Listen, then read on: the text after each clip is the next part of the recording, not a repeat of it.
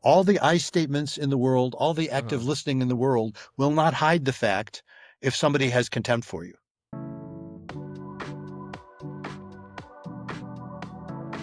Hello, and welcome back to Retrieving Sanity with your podcast host Keegan, and this is your podcast for all mental health, addiction, recovery issues, and topics. And I've got some questions for you today. First of all, be kind, don't panic, and have faith. That's the 7-word formula Dr. Bruce Chalmer offers couples in crisis, and it's deceptively simple. But what happens when kindness feels impossible?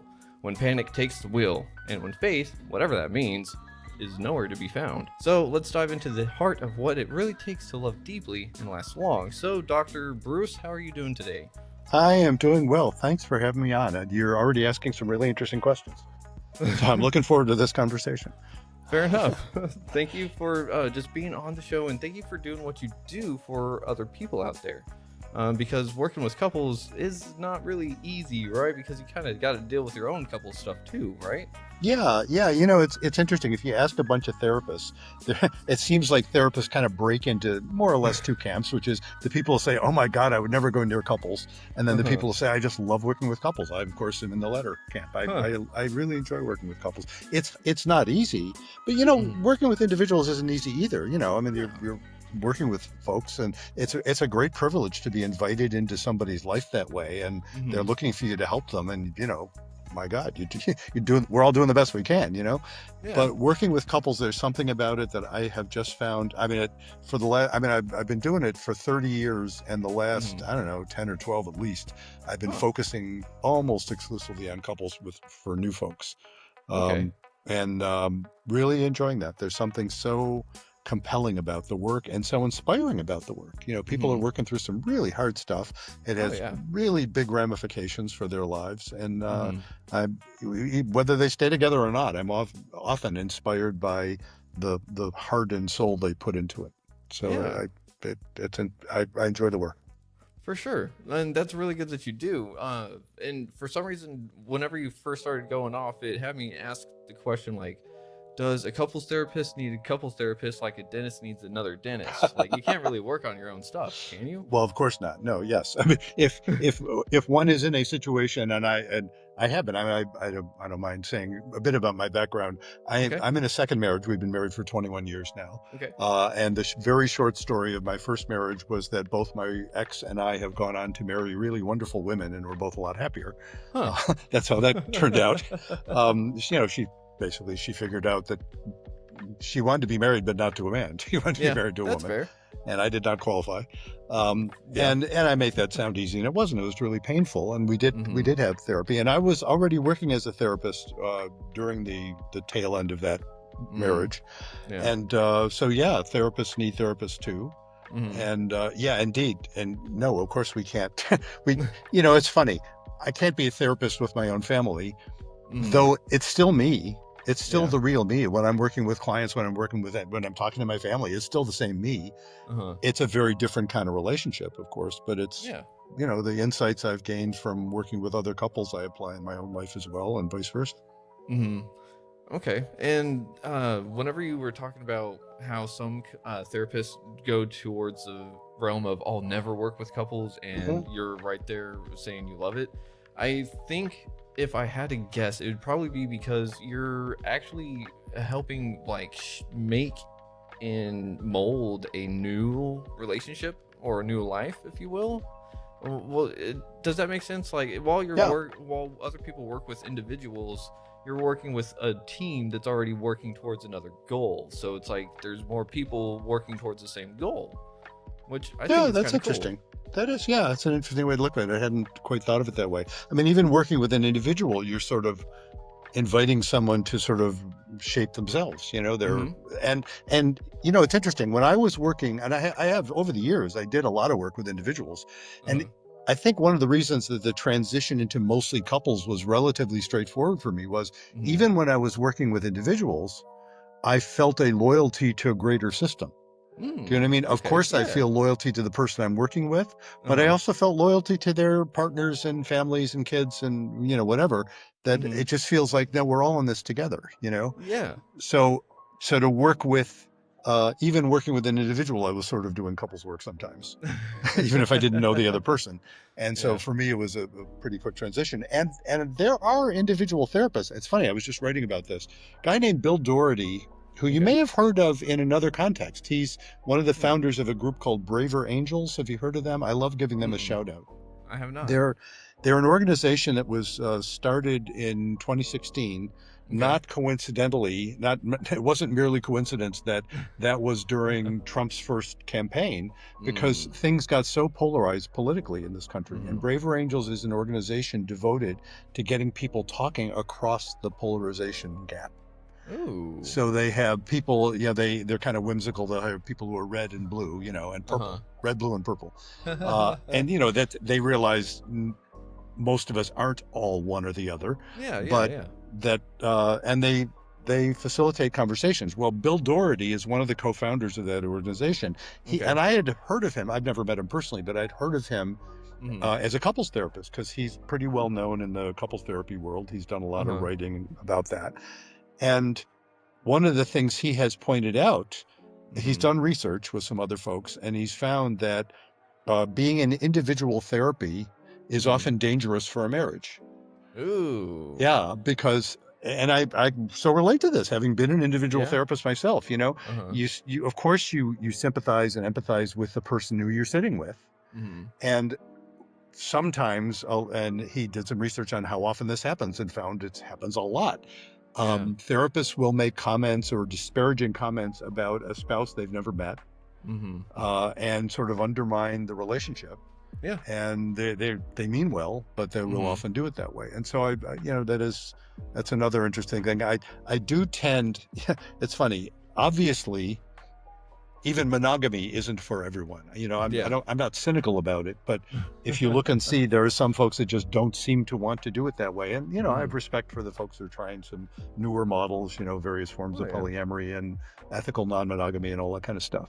Uh-huh. I have to say, as a this is a little bit of my statistical background. Before I was a psychologist, I was a statistician. My Ooh. statistical head tells me I don't have a random sample of people. I have a biased sample of people, which is to say, nobody ever makes an appointment with me just to tell me how well everything is going. True. So when I hear about polyamory or ethical non-monogamy, I only hear about it when it's a shit show. Yeah. I don't get to Yeah. hear about it when it's going well. So, I have a bit of a jaundiced view about it. But, Mhm. and I'm, that's not, in my own life, I like being married. I mean, Mhm. I like monogamy and I like being married, Uh-huh. especially when it's going well, which, Yeah. I like being in a marriage that works well a lot better than I did being in one that wasn't. Mhm. Although even then I like being married, so I'm kind of the marrying kind, Yeah. But all of that by way of saying, that phenomenon of people sometimes saying, undermining marriages or undermining monogamous relationships is Mhm. often because they don't like them themselves. Yeah. Ooh. So a lot of even some couples therapists will just say, well, if you're not happy, split up. They'll sort of saying splitting up as a first resort, and for me, it tends to be a last resort. Yeah. Yeah, that's good. I'm glad that you have that as the last resort, because why would you want that for the first resort in the first place? Like, Yeah. that just doesn't sound like that would be like going to the doctor and saying like, hey, I've got like a cramp in my hand that won't go away, and they say, all right, just amputate it. Yeah, cut it Like, off, right? Exactly. Yeah. It's like, no, that's not the point. Like, this is part of me, and I'm wanting it to be better, like, even if it has to have some work done to it. And that's really interesting. I want to make 2 points real quick. One, Bill Doherty? Doherty.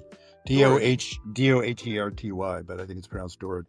Okay, that's really interesting that they're sitting there doing that for really the country, helping do that, and who else better than to bridge the political gap right there than a couples therapist themselves?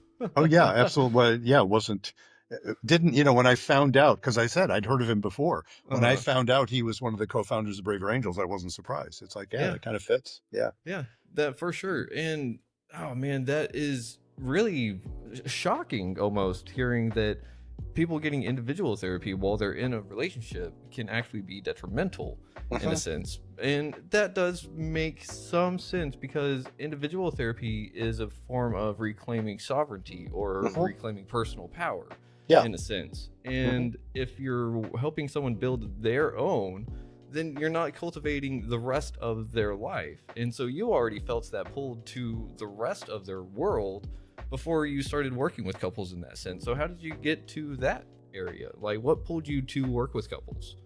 Yeah, I don't know. That's a great question.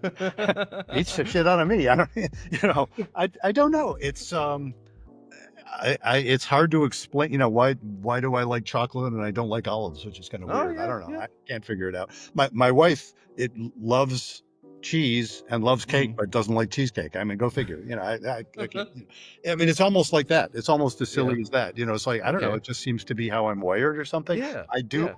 I love the feeling of repairing relationships if I can. Or again, sometimes repairing means splitting up, and that's a repair for some folks. I do want to know, just lest I don't want to imply that individual therapy is always a bad idea for people in a couple, because it's not. Often it's really important. And I know this goes to what you talk about a lot.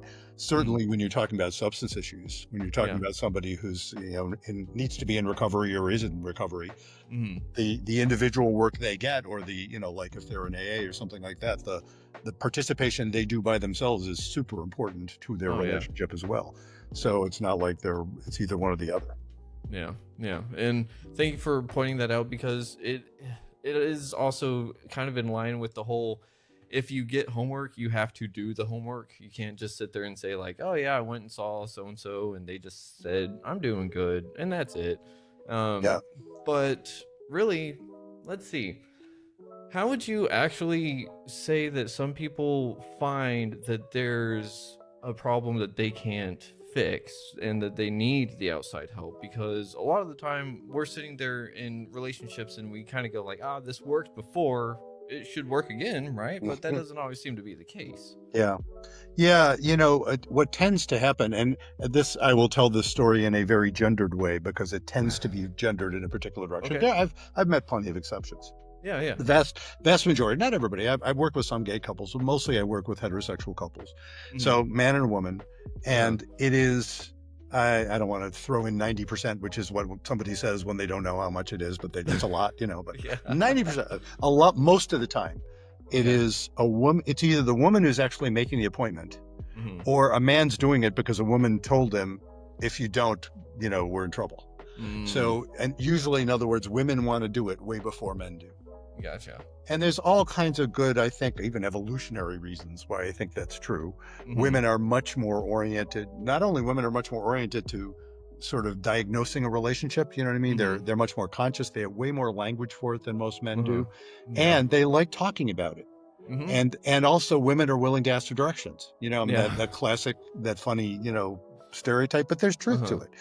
We as men tend not to want to do that. And again, I'm not knocking men or women in that. It's like, those differences have a basis, probably in evolution. Who knows? We're kind of wired that way. There's exceptions, but we're kind of wired that way. So it's usually a woman that wants to do it. I actually have a chapter in one of my books. In fact, it's going to be a chapter in the book I'm working on now. Specifically the one I did previously, specifically for women, entitled "How to Get Your Reluctant Guy to Go to Couples Therapy with You," and what I base it on, and I think it's an important way of looking at it. I'm not knocking guys. I'm not saying, oh, we're idiots because we don't want to go. I'm saying no. For the reason a woman often has a hard time convincing the guy is that she will conclude, first of all, that he doesn't care enough to go. And we men tend to collude with that, because we'll be telling her things like, well, you're the one with the problem, so you go, and I'm fine, you're the one who's not happy, which tends not to work very well. No. But really, if you look at it, I think for the most guys who are resisting it, we're resisting it because we're terrified. We're not resisting it because we don't care. We're resisting it because we're afraid what will happen. And my point to the women trying to get the guy to go is, he might listen to you if you recognize his fears are justified. He's not crazy to be afraid. He might actually listen to you if he picks up from you. You're saying, you know what? I see why you're afraid to go. I see what you're risking. Because indeed, you're afraid the therapist will take my side, which a lot of therapists do, frankly. It sucks, but it's true. A lot of therapists will take a woman's side just in general, or will take the man's side, or will take somebody's side, which does nobody any good. No. And a lot of therapists will come from that perspective I mentioned earlier. It just says, well, if you're Uh-huh. not happy, why don't you split up? They will kind of go to Yeah. that much sooner. Uh-huh. Or they will encourage them to continue doing things that have just made it worse, not better. Mm. So there's, if you look around, you probably know folks like this, most of us do, look Uh-huh. around to couples who split up, who went to therapy first. Yeah. There's a lot. Mm-hmm. So the guy's fear is justifiable. Oh yeah, yeah. And when the woman can really empathize with that, and she can say, "Oh shit, I see what you're saying." It's like, yeah, I'm not surprised you're resisting this. It's like, you're not crazy. Yeah. Let me tell you why I want to do it. Yeah. Then the guy might actually listen, because what usually gets the guy to go is when he realizes, I know, if she's saying to him, in effect, look, I know why I can guess why you're afraid of this. But I want to tell you, we're in serious trouble. Yeah. And I don't know what else to do. If we don't do this, I'm worried that we will split up, and I don't want that to happen, and you don't want that to happen, but I'm really unhappy here. When the guy can actually hear that, that's when it will overcome his fear usually, and he'll risk it. Oh yeah. And I'm always so respectful of everybody's stance coming in. The woman who was trying to say I had to drag him here, which really pisses me off, and I can understand why she feels that way. And the man who's saying, I didn't want to do this because I'm worried, you're just going to tell us to split up. And I can really appreciate why he's afraid of that. So you kind of start from there, and usually then people are willing to talk to you, because it's like, oh, you're not saying we're idiots, Yeah. It really does feel like insecurities are kind of that's what would have kept me from going to couples therapy at first, for sure. And that would have stemmed from the lack of self-belief and self-worth, thinking that, oh, now that they're going to find out all these other insecurities that I have, or all these other problems that I have, then it's like, what problems were on the surface and what's underneath is so much worse, whenever in reality taking a look at what's underneath actually helps resolve the issues up top, if I'm not mistaken. Yeah, especially if what you experience is that finding those problems underneath, you still get to consider yourself and be considered a valid human being. A lot of times it's shame. A lot of times what stops people from actually being able to look at what's going on, even the ways that, if I'm being a jerk, and I'm lost in shame, it's very difficult for me to say, oh, wait a minute, I'm being a jerk here. I think I can do better than that, and genuinely apologize and genuinely do better. It's so interesting, when I talk to somebody who's involved with 12-step programs, but I'm not personally involved in them, but I have great respect for them.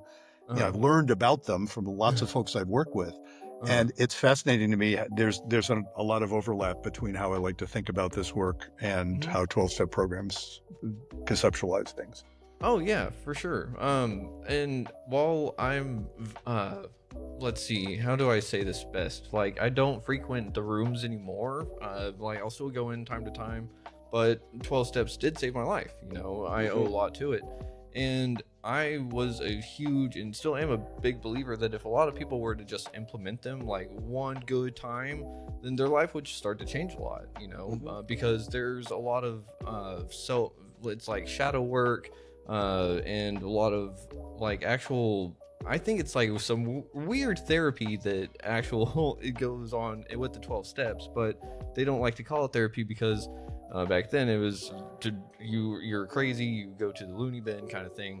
And so that's another reason why people don't want to go to therapy, maybe, because then if they say that they're going to therapy, then there's now a label on the outside for other people to see that, oh, now there's something wrong.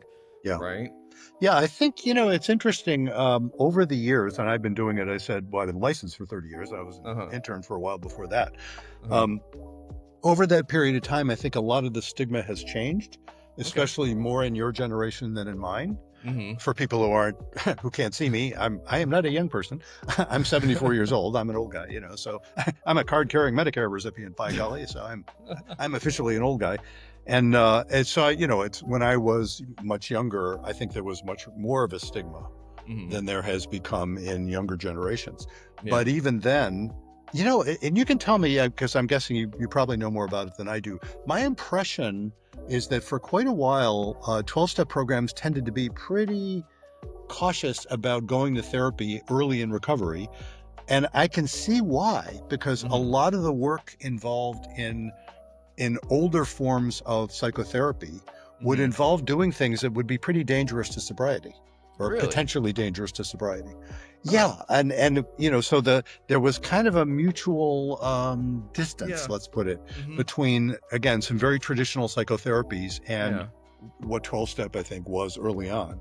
So I think that has changed a lot. Again, over the 30 years I've been in practice, it's changed a lot.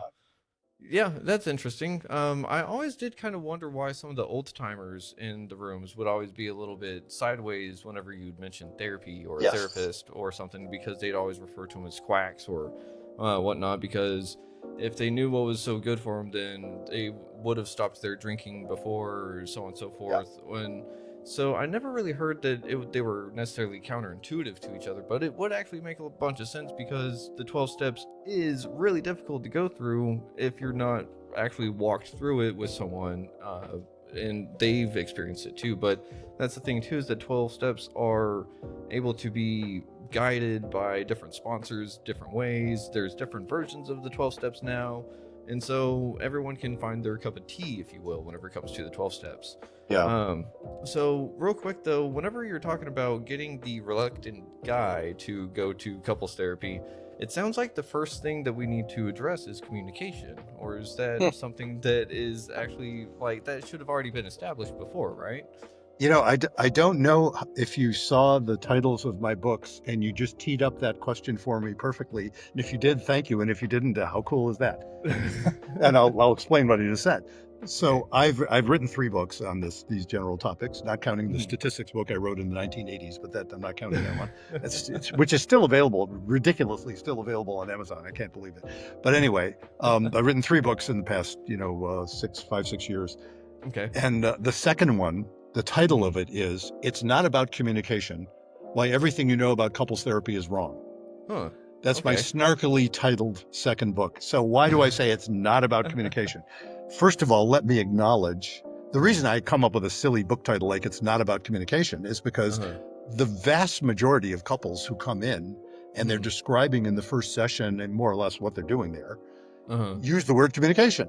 They are saying, we're not communicating well. Every time we try to talk about anything, we get into a fight, or we can't talk about certain topics, or, we need to learn how to communicate. That's what they're saying. It's not bizarre. And of course, what you just said totally makes sense, right? Of course, hey, it's about communication, isn't it? So why do I get off and saying, no, damn it, it's not about communication? I'll tell you what I mean by that. Because if you go to a therapist, and many, many, many therapists will do this for you, they will teach you how to communicate. They will give you all kinds of skills. They'll teach you systems and skills and practices that will help you, that supposedly will help you communicate better. There's a hilarious send-up of this I just saw on the Four Seasons. Do you know that? I remember the movie from the 1970s, but there was they made a limited series on one of the streaming services. Tina Fey was involved in it. And so she was in it. Anyway, for your listeners who are into that, they did a hilarious send-up of one of the main couples, the one that Tina Fey plays the wife in, and her husband went to couples therapy, and they came out with these techniques for if somebody's upset, and one says to the other, I need a moment, and they go into their, they go into their stance, and then they have their exchange, and, this is what I'm hearing you saying, and, it's hilarious. The reason I say it's hilarious is that was a mockery of exactly what a lot of people will teach you to do. What I point out to the folks I work with, and what I point out in that book I mentioned, is that huge majority of the folks I work with, they are not having communications problems at all. They are very effective communicators. The problem isn't that they don't know how to communicate. The problem is what they're communicating. What they're communicating often is distrust, anger, contempt, condescension, all kinds of things that they're really effectively communicating. And I could teach you, and you've probably read about them, all the I statements in the world, all the active listening in the world will not hide the fact if somebody has contempt for you. They'll be able to state it in beautiful language, and you'll still pick up, you think I'm a shithead, don't you? Or a moron or something. I hope the language... people communicate that, unfortunately, very clearly. And there's the occasional exception. The Okay. occasional exception, somebody, for example, who's on the autistic spectrum, who literally doesn't know how to read the other person's emotions, or maybe not Yeah. even their own. That's a communication problem. That Yeah. actually people have to learn some actual skills. And you see when they have that face on, that means they're happy. When they have that face on, that means they're angry, or they're whatever. The people sometimes actually have to learn that. Yeah. Vast majority of people I work with already know that. They never had to learn it consciously. They learned it already unconsciously. So they're very effective in how they're communicating. So that's not the problem. The problem is what they're communicating. And that isn't about learning communication skills. That's about wondering why you're so pissed off at your partner. No. Which is a very different thing. And to actually be able to be honest with yourself and each other. And by honest with each other, I don't mean yelling at each other and being jerks.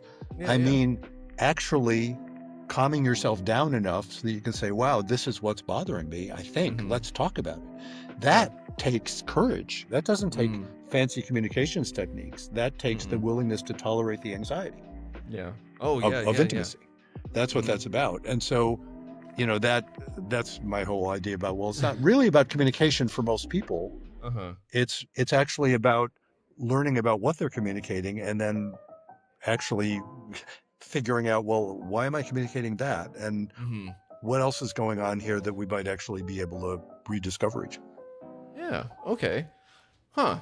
That actually makes a whole lot of sense, because if we are communicating in a sense, like you said, we can always tell each other how we're feeling and be hopefully be receiving of that. But at the same time, if we're not talking about a good message in the first place, then of course it's going to be met with less positive views on everything, right? So here's something for like one thing that my wife and I did, because she is on the spectrum and I possibly have ADHD.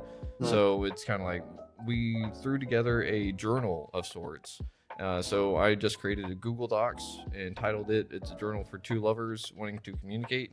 And we'll throw in, like, if we're having a hard day, we don't know how to talk to the other person about whatever, we'll throw it in there and we'll let the other person know, like, hey, I wrote it in there, so you go and read it, and then we can talk about it later, or you can write in response to it, and then we can talk about that response. But that is something that, like you said, was a tool that we did for communication in its own sense. But as our journal has grown, I think we're at 105 pages now.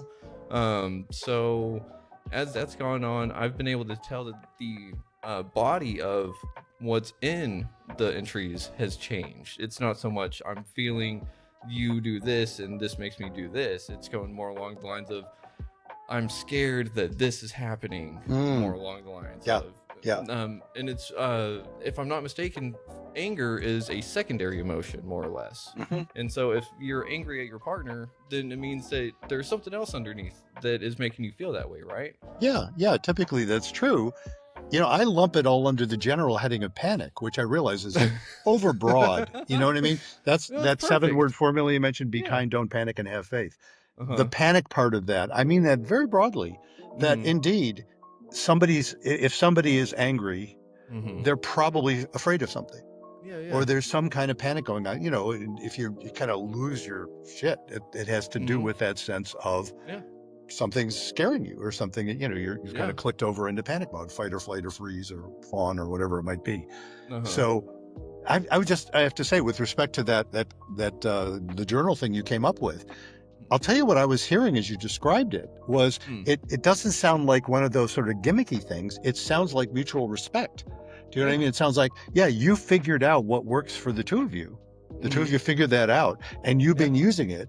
And the fact that it's been working is just this, and it's interesting how it has shifted so that, now you're not having to deal so much with the sort of derivative emotions. You're able to just say what you want to say. Yeah. And that's what to me, that speaks of, well, I'll throw in another word here, which is intimacy. That's what I mean by intimacy. Intimacy is when you can actually be present and honest with yourself and each other. And it sounds like that journal has given you a means of making that easier for the two of you. Yeah. And I think it kind of came about that way because we realized that we were still hurt and we were still dealing with old pains and stuff, and we didn't want to do wrong to the other. And so it was kind of a way of saying like, hey, I don't know how to communicate this, so I'm going to write it out so you can read it. And then it's just kind of evolved, and it hasn't been every time there's an issue, and it hasn't been like every single day kind of thing. If it were that it'd be huge by now, right? But it does help bring about a sense of intimacy, and that's really, I think, part of what a lot of people are missing whenever the panic comes along, right? Would be that intimacy. Yeah, exactly. Yeah, and the causality arrow there points in both directions. Do you know what I mean? Okay. So yeah, let me explain that. Yeah, in fact, that's the subject of the book I'm working on now. Actually, in general, is start with the idea that to want to be in a couple, to want to stay in a couple. There's a lot of ways of saying this. This is my favorite way. There's two sets of needs you need to fulfill sufficiently. Okay. One, and I call one stability, and the other intimacy. And the reason I divide up those two sets is that the skills you need for stability are quite different from the skills you need for intimacy. Ooh. So the skills you need for stability are all about more or less not freaking each other out, which is to say, keeping the anxiety level low, avoiding anxiety. Things like, sobriety, for example, is classic there, because the lack of it is incredibly destabilizing. You can't rely on somebody, so it's sobriety is a really important part of stability. Basic sanity, and I say that with great respect for serious mental health issues, but one of the things I will often point out to a couple early on in the first session is with respect to stability, I'll usually say, well, now that we're old buddies because I've known you for 20 minutes, because you see, now I've known you for like half an hour, so we're even older buddies, and I can say this about you too. Obviously, you're not batshit crazy, and I don't, as I say, I don't mean to be, dismissive of serious mental health issues, but I mean psychotic, and it is very, very rare in an outpatient practice that in a couples therapy practice that somebody's going to come in and they're having a psychotic break or a manic episode. It's happened, and very rarely over 30 years. But the vast majority of folks I'm working with, no, and they'll usually smile when they say that, and they'll say, "Oh, you haven't seen me in my worst," or whatever. But typically, no, the folks I'm working with aren't crazy, and which is good. I mean, that's a good place to start. So that they're good at stability with respect to that. If they're showing up in an outpatient therapy practice, usually they're, they know how to find a therapist. They're in other words, they're not cognitively impaired typically. Very rare that I would see that. And so and they're not evil. You know what I mean? They're not crazy, evil, or stupid. None of the above. I mean, and of course, I trust they already know that coming in, but just my starting with that tends to feel like, okay, good. So even when somebody's done something really awful, like cheating or God knows what else, various forms of betrayal. Usually when they're there with me and, as a couple, the one who did it is feeling bad about it. It's rare that they're, occasionally they'll argue about whether something should be considered a betrayal or not. But usually if somebody's cheated and they've owned up to it, they're feeling bad about it. They realize it was wrong. But even then, I'm starting with the assumption they're not crazy, evil, or stupid. So stability is all about all those things are really destabilizing. So they're pretty good at stability starting off. The chief skill of intimacy is quite different. The chief skill of intimacy is to tolerate anxiety rather than avoid it. Yeah, I know. And a lot of times people say, wait a minute, I thought intimacy is supposed to feel good, doesn't it? Like if you're having great sex, I don't just mean, when I say intimacy, I don't just mean sex. I mean, it's often included. But I mean, more generally, intimacy is when you are present and honest with yourself and each other. So to do that, and your example of the way you and your wife have worked that out that journal is a great example, to do that is risky, right? To be honest. I mean, something as simple as a complaint. You just want to say, hey, I wish you would, put the dishes in the dishwasher or whatever, and something as simple as that. Is, it's not going to be fun for somebody to hear a complaint. And if a couple has had the experience where those conversations have gone off the rails, and have been really, really painful, then they will tend to avoid it or try and avoid it, or they'll just get really upset because they'll just blow up rather than actually being able to deal with it. So that will tend to lead to some kind of panic. So the chief skill of intimacy is to be able to tolerate that anxiety without crossing over into panic. Okay. So, if we go back to my 7 words, The be kind part is basically how you can be with someone when you're experiencing them as kin. That's what I mean by kind, not just nice, but kin, that sense of, we may differ on this, but I know we're in it together. You know what I mean? That's that kind of kinship. You can't do that if you're in a panic. If you're in a panic, people are in fight or flight mode and they're yelling or they're shutting down or something. Yeah. And my original formula was only 5 words: be kind and don't panic. But then I realized I started sharing that with folks, and they would say, "Yeah, I get the idea. I see what you mean by that. Yeah, when you're in panic, you can't really be kind, can you? That's important. We have to not panic. Tell me, how do we not panic?" They would say. I'd say, "Well, you got a point there." And so I added the 2 words "have faith," and that's not. I recognize to say "have faith" isn't really much of an instruction. It's more of an observation. The couples that manifested a particular kind of mindset, and I decided to call it faith, but it's not the same as religious faith. It's not incompatible with religious faith. I know religious folks who can show this kind of faith, but I've known some religious folks who don't, and vice versa. I've known some non-religious folks who've shown it. I think it overlaps a lot with 12-step, actually. We'll see what you think. Okay. But the faith I'm talking about is a basic mindset that says, you know what, even though this sucks, even though this is painful, even though I can't understand why you did what you did or why I did what I did or whatever, all of that being true, there's still something right about the whole business. The couples that would come in and show faith would be the ones, like somebody cheats, let's say. They would come in and they would say, this sucks. That's a given. Of course it sucks. The one who did it is feeling bad. The one who was cheated on is feeling angry and hurt and, shock and all that stuff. But if what they're saying is, but we can't just go back to how it was, because we know, if I think about this person, this partner of mine who cheated, I know they're not fundamentally evil. I know they're not crazy. Yeah. So there must be something important about it, even though it was wrong. And we better look at that. We better look at that without freaking out. That's faith. That's what I mean by faith. It says, well, we're all doing the best we can here. That's so when you screw up royally, and I'm not saying we don't screw up, of course we do, but I'm saying when you screw up, you probably weren't crazy or evil.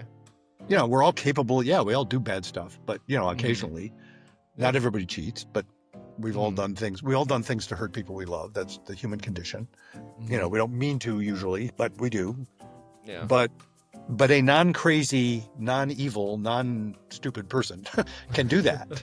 And that's what I mean by faith. That mindset that says reality's right to be what it is. So we better try and understand it rather than insist that it not be true. The couples that would come in and say, we just want to go back to how it was. I'll never do that again.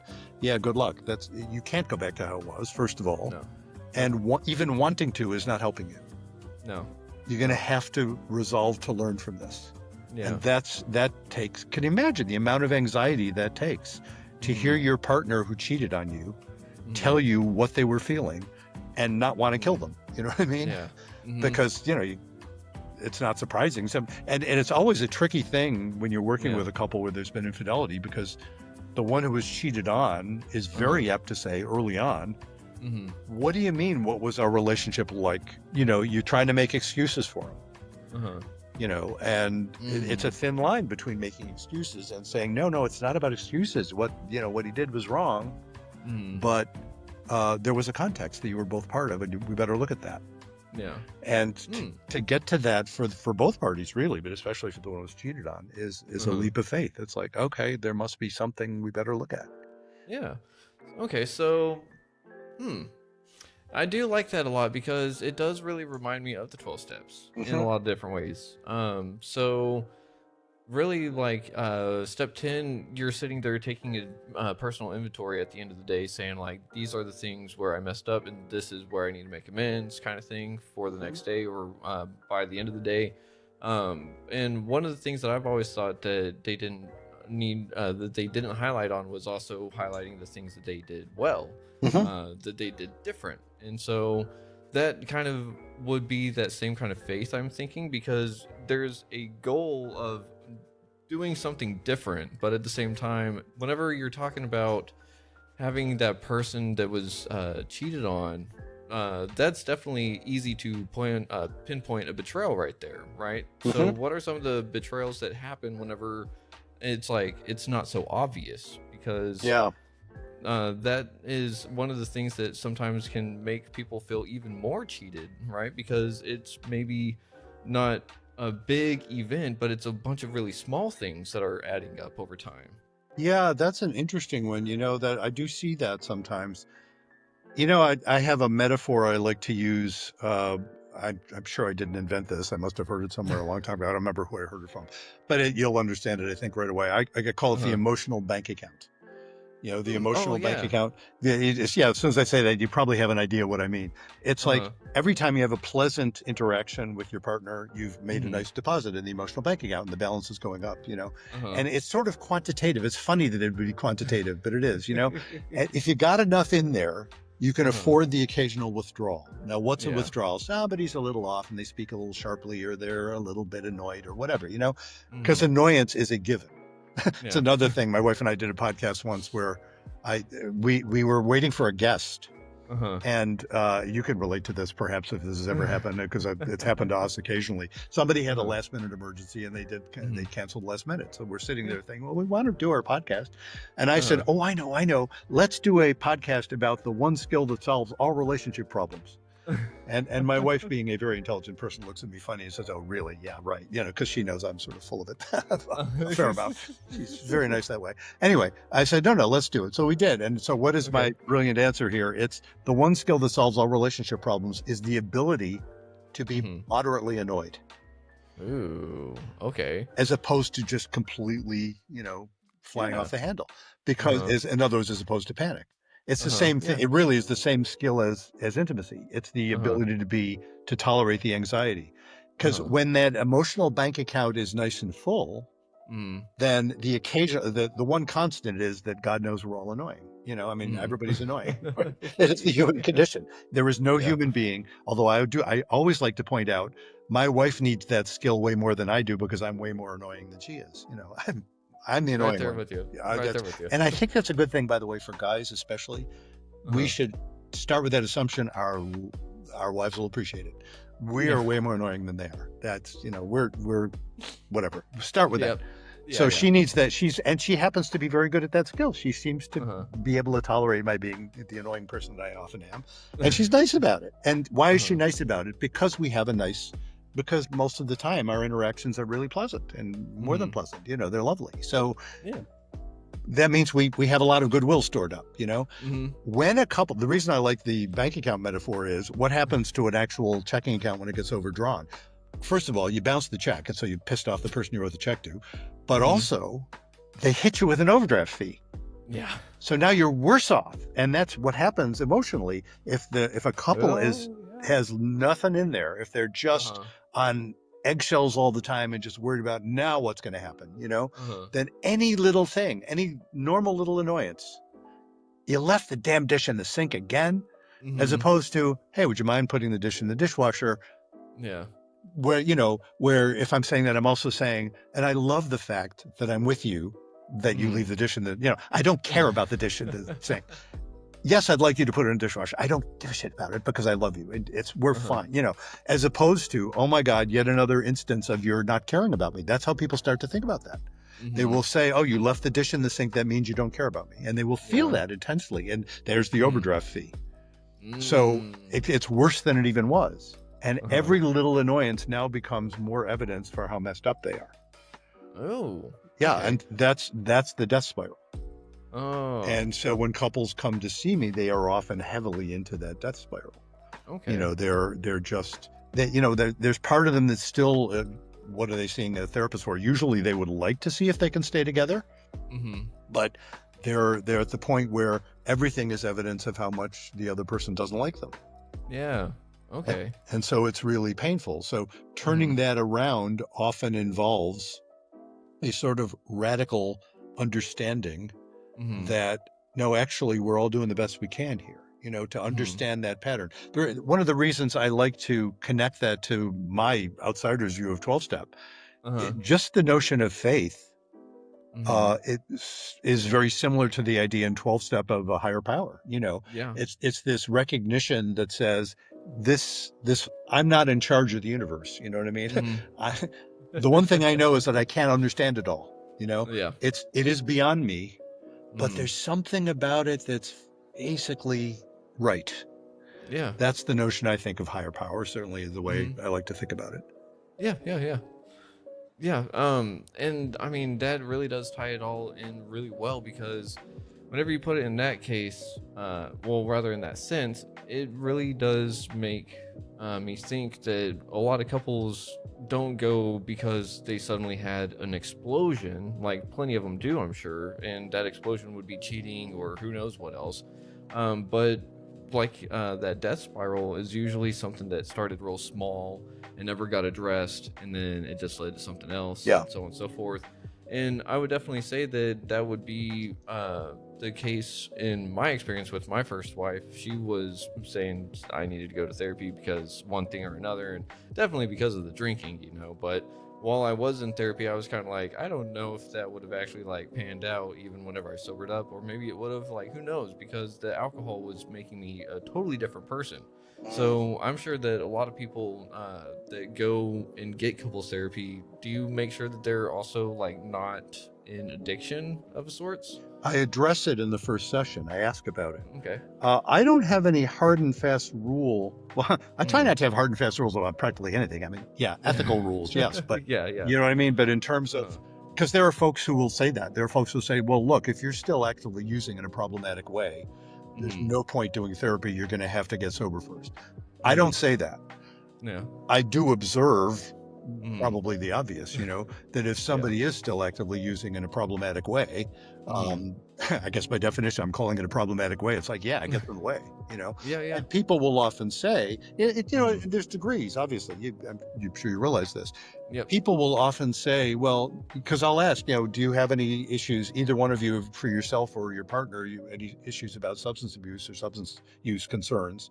Mm-hmm. And they will say yes or no or whatever. Often they Mm-hmm. will say no, but they will also say, yeah, I do know that when we've been drinking at all, our Mm. fights are much worse. Oh, Or, yeah. we can't hear each other very well. And, they will Mm-hmm. note, even if they're otherwise, they don't feel like it's really messing up their lives, they will Mm-hmm. often note, well, there is that problem that can occur. And Mm-hmm. not unusual. So again, I'm not black and white about that. It's Yeah. that we'll we'll include that in the conversation and see where it goes. Yeah. But Uh, I do make a point of asking about it because sometimes I'm sure this will surprise you, right? Sometimes mhm. people are in denial. I'm sure you've never heard that. so Oh yeah. I mean, sometimes people won't. If I don't ask about it, Hmm. I'll find out about it. 3 sessions later. Oh, by Yep. the way, every time we've had these, we're both roaring drunk, or Yeah. one of us is, or something like that. It's like, oh, Hmm. gee, have you thought about maybe the alcohol could be part of the problem here? Yeah. So that's why I do tend to ask about it right in the first session. Yeah, that's good. Yeah. Because I know a lot of people, if they're in that mindset, it's usually solving another problem for them, and that's why Yes. they're using it in the first place. Yes, So. and that statement, yes, indeed. That very statement is another example that I would say that's a statement of faith. That's saying, Yeah. yeah, I remember hearing somebody quoting a speaker from a 12-step meeting. Mm. And maybe you've heard something similar to this too. It was some guy who got up at a 12-step meeting. He was very well known in the program. Mm. And so he said, the best thing I ever did was give up drinking. Well, you're standing in an AA meeting. What a surprise. The Yeah. second best thing I ever did was start drinking. Oh And they say, yeah. what? Mm-hmm. How can that be? Well, he pointed out exactly what you said. He Mm-hmm. wasn't crazy to be drinking. I have not met anybody who is crazy to be drinking. I've met lots Yeah. of people who have serious drinking problems. Like, holy shit, man, this is causing serious difficulties in your life. Yeah. But almost none of them were crazy. When I Mm. say crazy, I mean often. Even Uh-huh. this isn't crazy. People like with untreated schizophrenia or something like that will Mm-hmm. often be using substances, but they're using them because it dulls the pain. Yep. So that's not crazy at all. People Uh-uh. use for a reason, Uh-huh. just like people are awful to their spouses for a reason. I'm not saying it's Mm-hmm. good. I'm just Yep. observing most of the time, this is that statement of faith. We're Uh-huh. doing the best we can. Even when we screw up, we're doing the best we can on Yeah. some level. You Uh-huh. can look at it afterward and say, well, what do you mean cheating was the best he could do? Of course you could do better than that. Well, of course, it wasn't the right thing to do. But there was a context that probably meant he wasn't like pure evil. It probably isn't. That's another thing. The vast majority of folks I'm working with, I just assume they're not sociopaths. You know, sociopaths don't usually come to therapy because there's nothing wrong with them, you know, from their perspective. They sometimes are forced into it. I haven't done mandated therapy in many, many years. It was never any fun. To work with people who were required to be there by the court, you know, it wasn't much fun.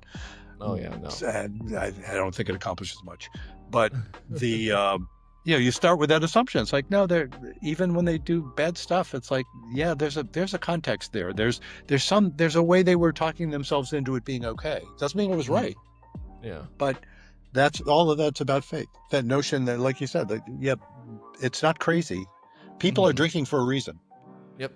And it can obviously cause problems, but nevertheless, it's usually at its root, it's not crazy.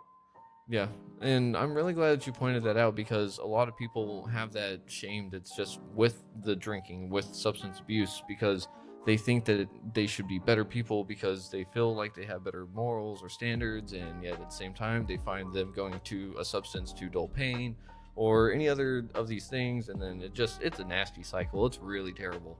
So anyone that's out there struggling, if you're needing couples therapy, definitely like do your best to just be honest and open. And that's my biggest thing, is just be honest and open. But real quick, I just looked at the time. This is an amazing conversation. Do you think that we could have you back on? Because I would love to dive even further into couples therapy and all of what it entails with you. Yeah, I would be happy to come on. I like doing this. So that's why I keep doing it. Yes, I would be delighted to come back on. Let me know, sort of schedule-wise, we'll figure it out. But sure, absolutely. For sure. And real quick, where can people find you? Easiest way to find me is my website, which you just put up for those who are watching the video. You have BruceChalmer.com. If you spell my name right, you'll get it. BruceChalmer, BruceChalmer.com. That has information about my practice, about my books. I have a coaching practice I can do. Well, it's all by telehealth nowadays. And also about my books. And the podcast that we mentioned that I do with my wife, Judy Alexander, is Couples Therapy in 7 Words, available anywhere you can get podcasts.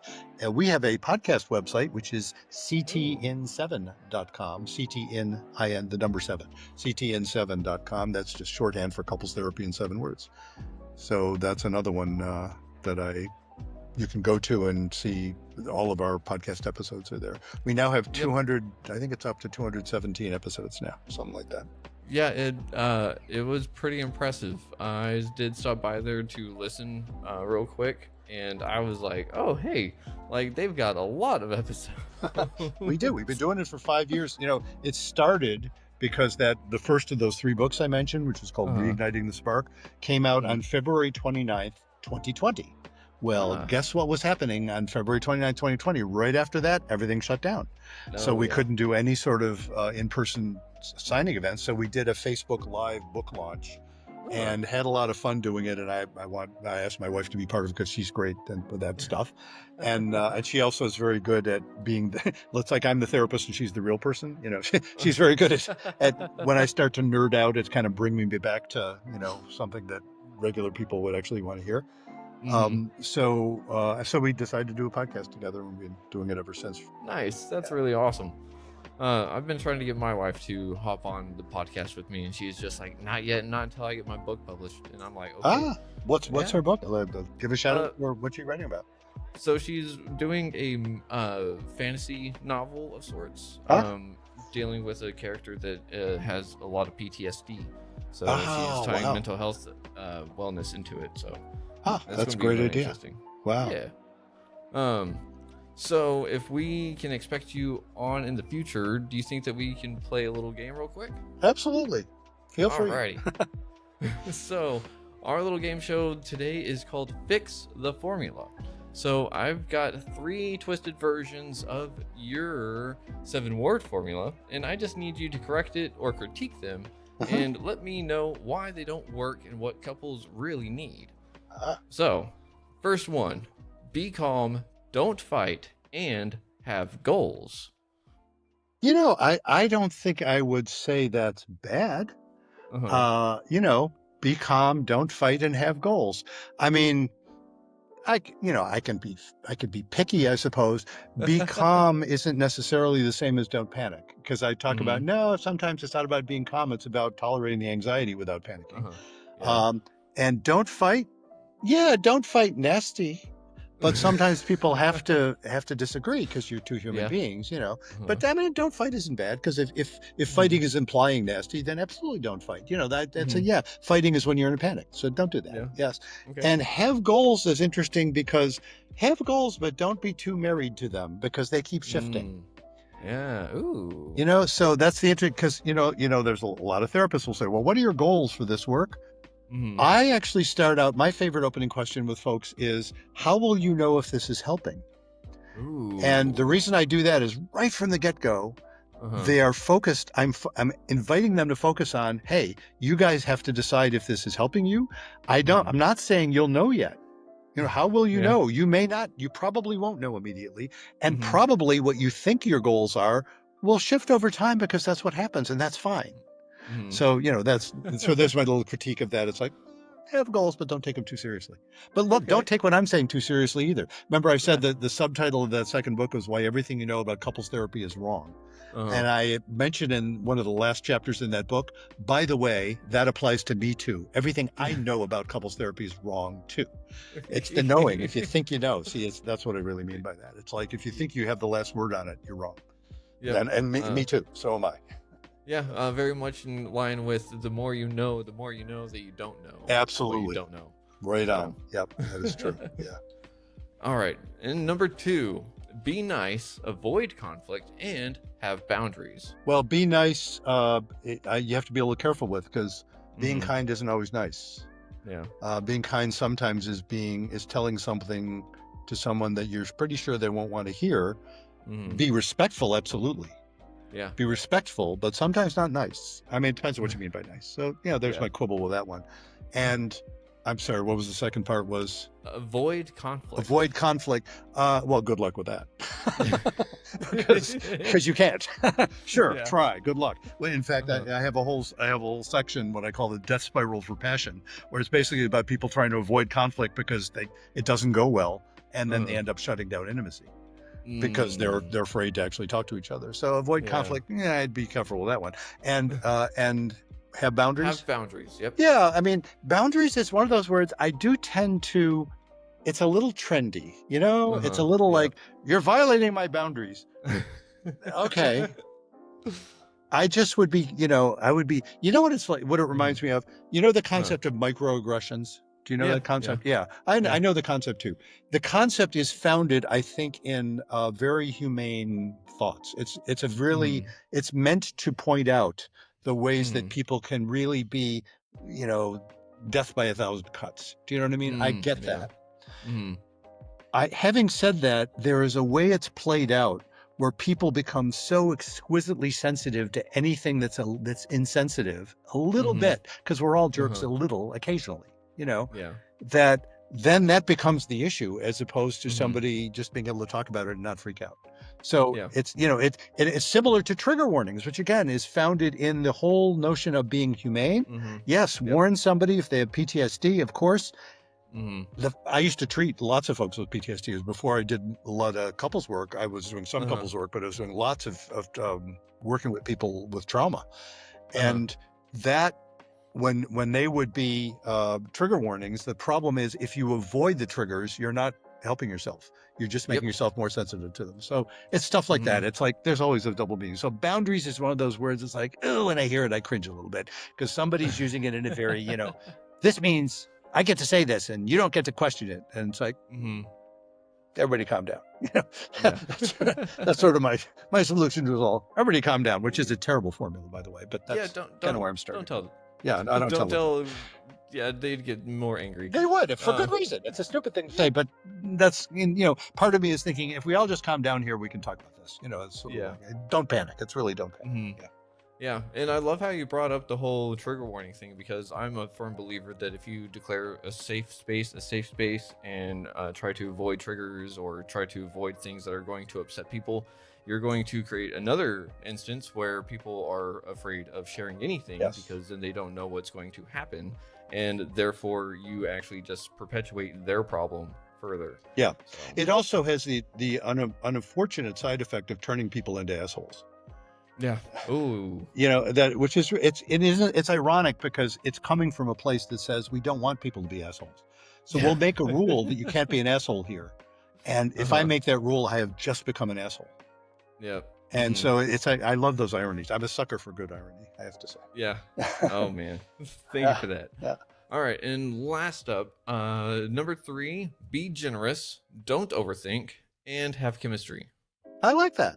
That's cool. Okay. Yeah, it's not saying exactly the same stuff, but I like that. Be generous. What's wrong with that? That's lovely. Be generous. Don't overthink is beautiful. That's actually incredibly similar to don't panic. It's pretty much the same thing as don't panic. You know what I mean? Overthinking is like kind of what I call in panic, you know? Yeah, yeah. And well, what was the last one again? Have chemistry. Have chemistry. Yeah.